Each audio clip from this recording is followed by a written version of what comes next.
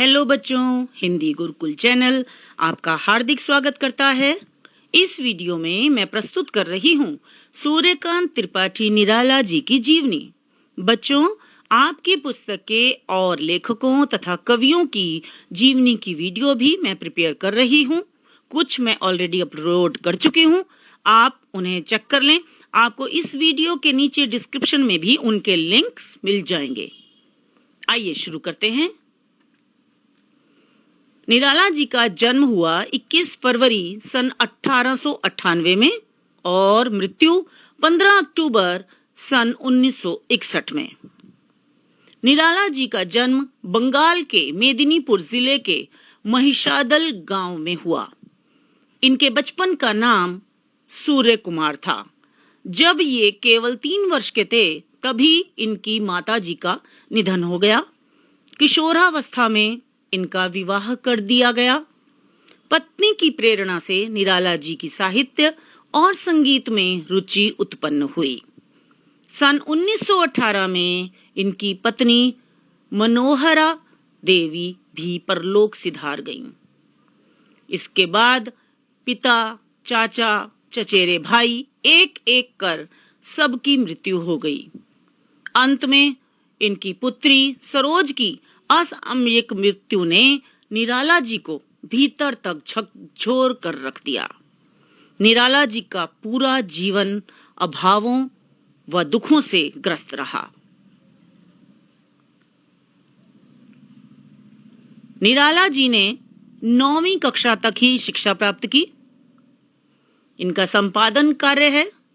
1922 में रामकृष्ण मिशन द्वारा प्रकाशित पत्रिका समन्वय का संपादन किया। फिर 1923-24 में मतवाला के संपादक मंडल में भी ये शामिल हुए। इनकी रचनाएं हैं, काव्य कृतियां हैं, परिमल, गीतिका, अनामिका, बेला, अर्चना, आराधना, तुलसीदास, कुकुरमुत्ता, अणिमा, नए पत्ते, गीत गुंज आदि। उपन्यास अप्सरा, अलका, प्रभावती, कुली भाट, निरुपमा, रतिनाथ की चाची, बिल्लेसुर बकरीहा से इन्हें बहुत अधिक यश और कीर्ति मिली। कहानी संग्रह लिली, चतुरी चमार, सुकुल की बीवी, सखी, देवी। निबंध आलोचना संग्रह रविंद्र कविता कानन, प्रबंध पद्म, प्रबंध प्रतिमा, चाबुक, चयन। रचनावली निराला रचनावली नाम से 8 खंडों में प्रकाशित है। इनकी साहित्यिक विशेषताएं: पहली, प्रेम, प्रकृति चित्रण और रहस्यवाद। दूसरी, भारतीय इतिहास, दर्शन और परंपरा का व्यापक बोध। तीसरी, समकालीन जीवन के यथार्थवादी पक्षों का चित्रण। चौथी विशेषता, राष्ट्रीय चेतना और भारतीय संस्कृति का गंभीर चित्रण। और 5वीं विशेषता, भारतीय किसान के जीवन से लगाव।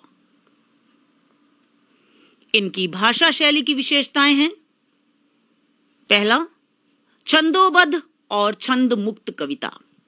निराला को छंद मुक्त कविता का प्रवर्तक भी माना जाता है। दूसरी विशेषता, तत्सम प्रधान भाषा, खड़ी बोली। तीसरा, बोलचाल की भाषा का सृजनात्मक प्रयोग। चौथी, चित्रात्मक बिंब योजना। 5वां, भाषा का कसाव, शब्दों की मितव्ययता और अर्थ की प्रधानता। शब्दों की मितव्ययता का बच्चों ये अर्थ है कि इन्होंने कम शब्दों में भी बहुत गंभीर बात कह दी है। छठा, प्रबंध काव्य, मुक्तक और ग्रंथ, सभी प्रकार की शैलियों का प्रयोग। बच्चों, मुझे आशा है कि आपको ये जीवनी अच्छी लगी होगी, पसंद आई होगी।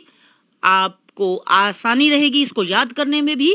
बच्चों, जो जो पॉइंट्स अंडरलाइन करने हैं उन्हें मैंने यहाँ हाईलाइट किया है या अंडरलाइन किया है कहीं कहीं पर, आप उन्हें ध्यान रखें उनका, उन पॉइंट्स का, और इस तरह से आप एग्जाम में लिखेंगे तो आपके बहुत अच्छे अंक आएंगे। बच्चों, आपकी पुस्तक के अन्य लेखकों और कवियों की जीवनियां भी मैं डाल रही हूं, उनके वीडियोस भी प्रिपेयर कर रही हूं। तो मिलते हैं अगली वीडियो में और समझते हैं नई जीवनी। धन्यवाद प्यारे बच्चों।